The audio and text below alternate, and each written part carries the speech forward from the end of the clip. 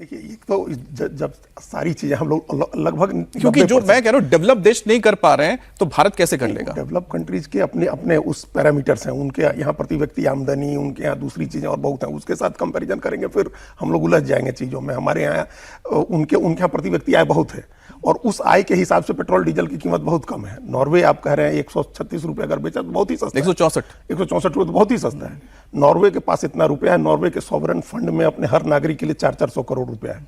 तो नॉर्वे की वो सब छोड़ दीजिए, उन सब बातों के साथ हम लोग को तुलना नहीं करनी चाहिए। ये अभी हम लोग के यहाँ भी जो बढ़ी है, जब 90% तेल आप आयात करेंगे तो कैसे कंट्रोल करेंगे? सिंपल सी बात है, एकदम सिंपल बात है कि 90% तेल हम लोग 89% आयात कर रहे हैं और हमारा जो प्रोडक्शन होता था 20% 22% जो पहले था 20 वो भी कम हो गया है। तो हम लोग पूरी तरह से आयात पर निर्भर है। तो दो समस्या है, एक तो अंतर्राष्ट्रीय बाजार में कच्चे तेल की कीमत बहुत बढ़ गई है हर जगह, और दूसरी समस्या है कि आपूर्ति भी प्रभावित हो गई है।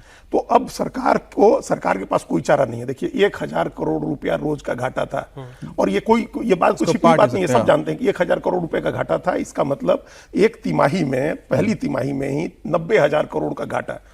पिछले पूरे साल में 72,000 करोड़ का मुनाफा है इन पेट्रोलियम ऑयल मार्केटिंग कंपनियों का और इधर एक तिहाई में 90,000 करोड़ का घाटा है। तो इस घाटे को कम करने के लिए सरकार ने भी अपना 10 रुपया का जो एक्साइज ड्यूटी है वो कम की हुई है। तो दोनों लेवल पर सरकार ने कोशिश की, एक्साइज ड्यूटी भी घटाई, इनका भी कुछ दिन तक घाटा चला, अब नहीं चल सकता है। सर इसमें एक चीज जोड़ना चाहता हूं क्योंकि ये सज्जन जी, क्योंकि इसमें क्या होता है ना, कई बार बैड भी बड़े होते हैं, यानी स्टेट्स के ऊपर भी काफी कुछ रहता है कि स्टेट्स भी चाहे तो उसको कम कर सकते हैं। एक होता है कि उसमें टैक्स भी लगता है। लेकिन एक बात कहनी पड़ी, क्योंकि मैंने बताया था 2021 में 100 रुपए हुए थे, कोविड का टाइम था, उसके बाद से 2022 से भारत ने तो आपको डाइवर्सिफाई किया ना, 70% उन्होंने हटाकर मिडिल ईस्ट से निकाल के दूसरे देशों पर भी उन्होंने तेल को लाना शुरू किया, जिससे कि अभी हमें कम से कम तेल लाने की तो क्राइसिस नहीं हो रही, दाम बढ़ रहे हैं। 1/3 हमारा तेल जो है वो रसिया से आ रहा है। हाँ बिल्कुल, कम होने के बाद 40% तक चला गया था, अभी कम होने के बाद भी 1/3 के करीब है। उसके बाद आप देखिए कि जो खाड़ी देशों के अलग अलग देश है उनसे आ रहा है, वेनेजुएला से आने की बात हो रही है, यूएस से भी आने की बात हो रही है। तो उस तरीके से क्या है कि आपका सोर्स डाइवर्सिफाई हो रहा है। दूसरा 16 से 18 रुपए पर लीटर वो तेल उत्पादक कंपनियों को घाटा हो रहा था, तो आपको उसकी पूर्ति करनी है।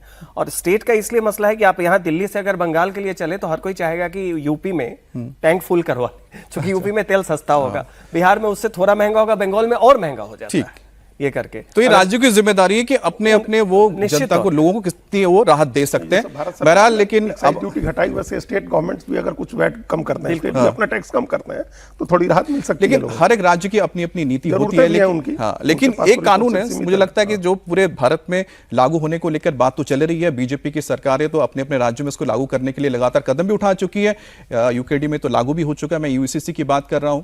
और क्या मोदी सरकार बहुत जल्द ही ये कानून देश भर में लागू करने जा रही है, क्योंकि यूसीसी पर गृह मंत्री अमित शाह ने ऐसा ऐलान किया है जिसने देश की सियासत का पारा हाई कर दिया है। गृह मंत्री अमित शाह यूसीसी यानी कि यूनिफॉर्म सिविल कोड को लेकर दो बड़ी बात कहती है। अमित शाह ने लाल किले से देश के तमाम आदिवासी समुदाय को गारंटी दी है। शाह ने ऐलान किया है कि यूसीसी की कोई भी पाबंदी आदिवासी समाज पर लागू नहीं होगी।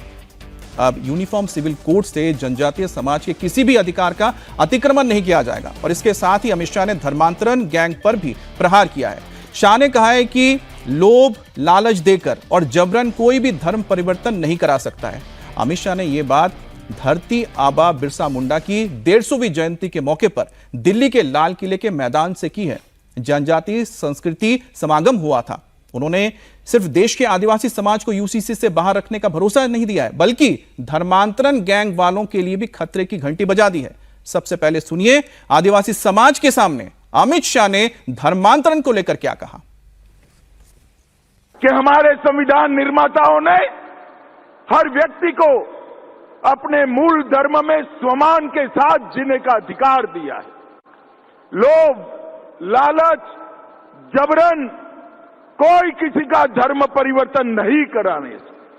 और मैं मानता हूं आज जो वनवासी कुंभ यहां पर है वो अगर ठान कर जाता है हमारा जो भी धर्म है, वनवासी अनेक प्रकार की आस्थाओं से अपना जीवन यापन करते और उसी आस्थाओं से प्रकृति की पूजा करते हैं।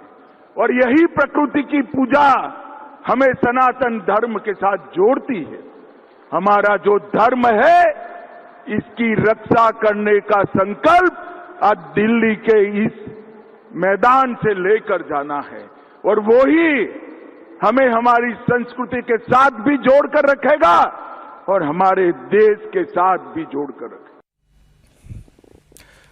अब यूसीसी को लेकर विपक्ष कई तरह के भ्रम भी फैलाता आ रहा है। विपक्षी कहते हैं कि यूसीसी लागू होने के बाद ना सिर्फ मुसलमानों के मजहबी हक छिनेंगे बल्कि आदिवासी समाज के अधिकार भी हनन होगा। लेकिन अब अमित शाह ने क्लियर कर दिया है कि ऐसा कुछ भी नहीं होगा। आदिवासी समाज विपक्ष के झांसे पे ना आए और अमित शाह ने कहा कि जिन राज्यों में यूसीसी लागू किया गया है या जाएगा वहां विशेष कानून बनाकर जो जनजातीय हैं उनको यूसीसी से बाहर रखा जाएगा। जनजातियों को अपनी संस्कृति से, अपनी परंपराओं से जीने के अधिकार से वंचित करेगी। मैं आज इस मंच से नरेंद्र मोदी सरकार के गृह मंत्री के नाते स्पष्ट कर देना चाहता हूं, यूसीसी की कोई पाबंदी वनवासी जगत पर, वनवासी व्यक्ति पर लगने वाली नहीं। यूसीसी से कोई वनवासी अधिकारों का अतिक्रमण नहीं होने वाला है। 2 राज्यों में जहां भारतीय जनता पार्टी की सरकारें हैं, हमने यूसीसी को लागू किया है। अजीत जी, जैसा कि यहां पर अभी बताया उन्होंने कि आश्वासन दे दिया है कि जो जनजाति हैं उनको यूसीसी से बाहर रखा जाएगा, ठीक है सर। लेकिन जो उन्होंने धर्मांतरण को लेकर कहा है, छत्तीसगढ़ में जसपुर एक ऐसी जगह है जहां पर मैंने देखा कि एशिया की दूसरी सबसे बड़ी चर्च वहां पर मौजूद है, एक जनजातीय क्षेत्र में। बड़ी हैरान करने वाली बात थी है। आप देखिए, और ये स्थिति झारखंड में भी है, ये उड़ीसा में भी है और छत्तीसगढ़ में भी है। तीनों जो आदिवासी बहुल राज्य हैं भारत के, वहाँ ईसाई मिशनरियों का काम काफी बहुत पहले से चल रहा था और उसको काउंटर करने के लिए आरएसएस ने भी हर जगह अपना वनवासी कल्याण केंद्र खोले और लोगों को अपने साथ जोड़ने की कोशिश की। लेकिन जितना पैसा आता है धर्मांतरण को लेकर के और जिस तरह के प्रयास होते हैं, उसको अब जाकर के धीरे धीरे उन चीजों को अब काफी कंट्रोल हुआ है। अब काफी उसको, अब पहले के जैसा नहीं है भारतीय जनता पार्टी के 12 साल में।